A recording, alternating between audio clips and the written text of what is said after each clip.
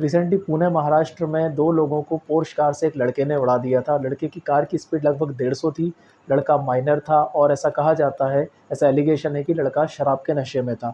उसके बाद लोगों ने उस लड़के को उस एक्सीडेंट के बाद कार से बाहर निकाला और पीटा और पीटने के बाद पुलिस के हवाले कर दिया।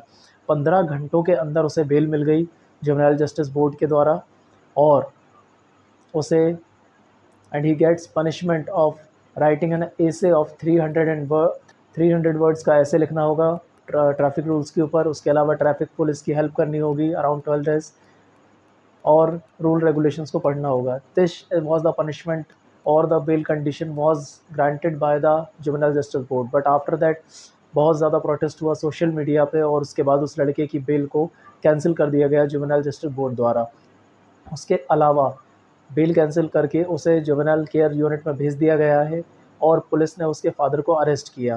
फ़ादर के अरेस्ट करने के बाद फ़ादर ने ये कहा कि लड़का गाड़ी नहीं चला रहा था, गाड़ी उनका ड्राइवर चला रहा था। मतलब कि जब एक्सीडेंट हुआ तो पब्लिक ने उस लड़के को उस कार से बाहर निकाला है, पीटा है, बट उसके फ़ादर का कहना है कि लड़का कार चला ही नहीं रहा था, कार ड्राइवर चला रहा था। मतलब इट्स काइंड ऑफ जोक।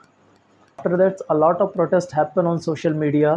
तो उस लड़के की बेल को कैंसिल किया गया जुवेनाइल बोर्ड द्वारा और अब ये डिमांड की जा रही है कि section 15 of the juvenile justice act उस पर इम्पोज़ किया जाए।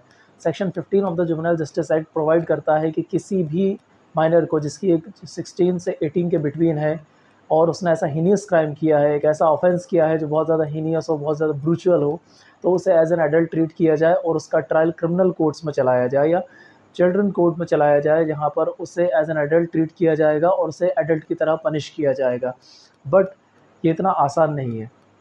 When we are imposing section 15 on any minor, we have to take certain measures that कि वो क्राइम कितना हीनियस था, उसकी मेंटल और फिज़िकल स्टेट उस समय क्या थी, उसका इंटेंशन था, मोटिव था या नहीं ऐसा कुछ करने का। क्योंकि ये एक्सीडेंट का केस है। एक्सीडेंट जनरली किए नहीं जाते, एक्सीडेंट हो जाते हैं। बट मेन इशू ये आता है कि ये भी one of the major issue in that accident is that कि वो इंटॉक्सिकेटेड था, उसने शराब पी हुई थी। बट उसकी जब मेडिकल रिपोर्ट आई तो मेडिकल रिपोर्ट में ये आया कि वो इंटॉक्सिकेटेड नहीं था, मेडिकल रिपोर्ट में नेगेटिव आ गई है।